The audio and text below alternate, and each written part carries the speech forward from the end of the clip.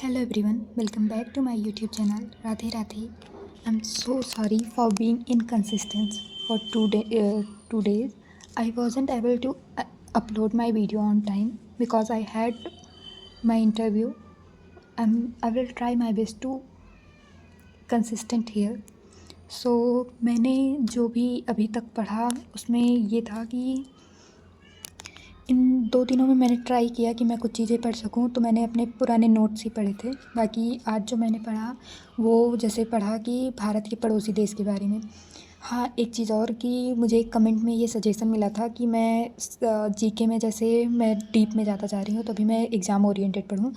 Thank you so much for your suggestions. मैं पूरा वो वैल्यू ऐड करने की कोशिश करूँगी।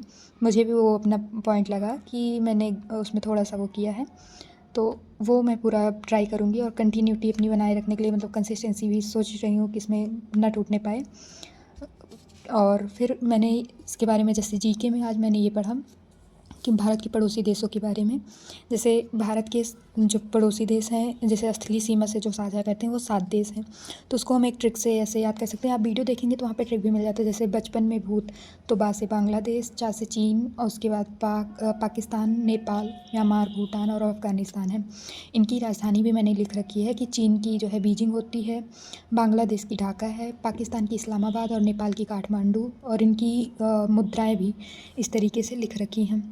और ये किस किस हमारे स्टेट के साथ मतलब इंडिया में किस स्टेट के साथ में ये जो है अपनी सीमा को साझा करते हैं ये भी लिख रखा है कि जैसे बांग्लादेश जो है त्रिपुरा, मेघालय, मिजोरम और वेस्ट बंगाल से। इन दोनों का बहुत आसान है। दोनों का क्या, अफ़गानिस्तान का, क्योंकि वो केवल एक यूटी से ही ये शेयर करता है, लद्दाख से।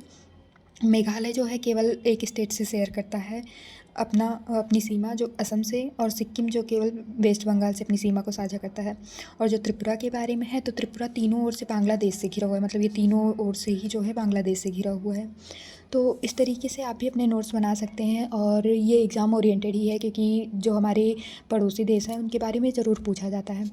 और उसके बाद फिर मैंने जो है रीजनिंग में आज मैंने रैंकिंग टेस्ट की प्रैक्टिस करी है और उसके वीडियो भी देखे हैं। क्वेश्चन प्रैक्टिस बाकी है, तो मैं उसमें 2 से 3 दिन पूरा देने की कोशिश करूँगी क्योंकि वो एक ऐसा चैप्टर है जिसमें मुझसे अभी गलती ज़्यादा हो रही है।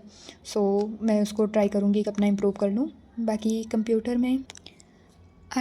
में मैंने जैसे प्रोग्रामिंग के बारे में पढ़ा कि जैसे फॉरट्रान जो हमारी लैंग्वेज है वो कैलकुलेशन के लिए आई है, 1957 में आई। और सेम फिर उसके बाद जो है हमारा 1958 में 2 लैंग्वेज आई, एक लिस्प जिसको लिस्ट प्रोसेसिंग कहते हैं, ये 1958 में, एल्गोरिथमिक लैंग्वेज है ये, 1958 में आई। और कोबोल जो है 1969 में आई,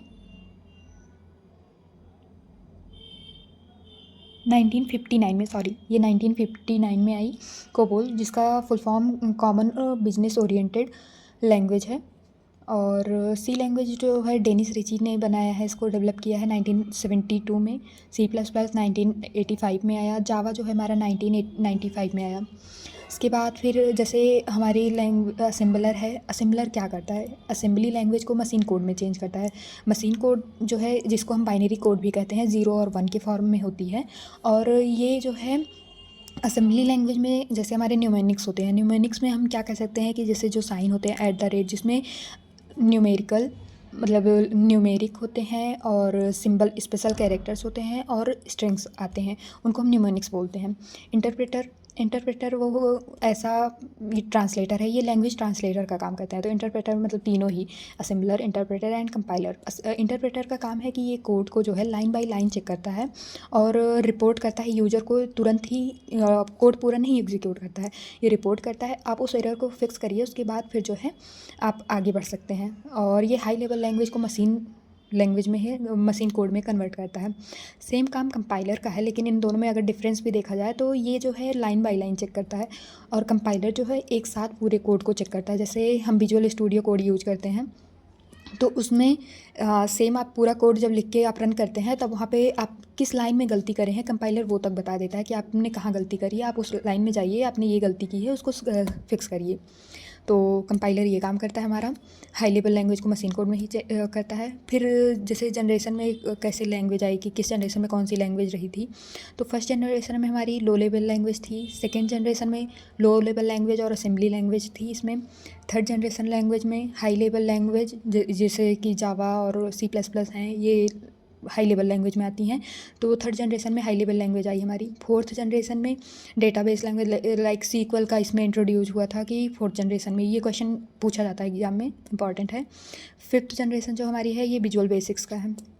और एरर के बारे में, तो एरर जो है हमारे वो 4 टाइप के आते हैं। जैसे हम कोड जो लिखते हैं उनमें एरर आते हैं, देखा भी होगा आपने, लिखा होगा तो ट्राई, मतलब ऐसा तो है नहीं कि लिखे नहीं है। सो सिंटैक्स एरर, जैसे कि जहाँ पे हम अपने रूल को ब्रेक करते हैं, मतलब हमने कोड लिखा, वहाँ पे अगर हमारा कोई रूल ब्रेक हो रहा है तो वहाँ सिंटैक्स एरर आता है। सिमेंटिक एरर वो है कि जैसे हम कोई कोड लिखें, वो मीनिंगफुल इन्फॉर्मेशन नहीं दे रहा है कंपाइलेशन टाइम पे, वहाँ पे क्या आता है कि वो सिमेंटिक एरर शो होता है। उसके बाद फिर लॉजिकल एरर है कि ये ऑकर करता है, मतलब जब हम एक डिज़ायर्ड आउटपुट नहीं पाते हैं तो वहाँ लॉजिकल एरर आता है। और उसके बाद रन टाइम एरर, तो रन टाइम एरर वो ऑपरेशन है जैसे जहाँ पे इलीगल ऑपरेशन परफॉर्म होते हैं, वहाँ रन टाइम एरर आता है। So that's all for today, ये मेरे आज का टॉपिक था। आई होप आप भी अपनी पढ़ाई को पूरा टाइम दे रहे होंगे, अच्छे से पढ़ाई करिए क्योंकि एग्ज़ाम में अब ज़्यादा दिन नहीं बचे हुए हैं। बी कंसिस्टेंट एंड मिलते हैं नेक्स्ट वीडियो में। Thanks for watching.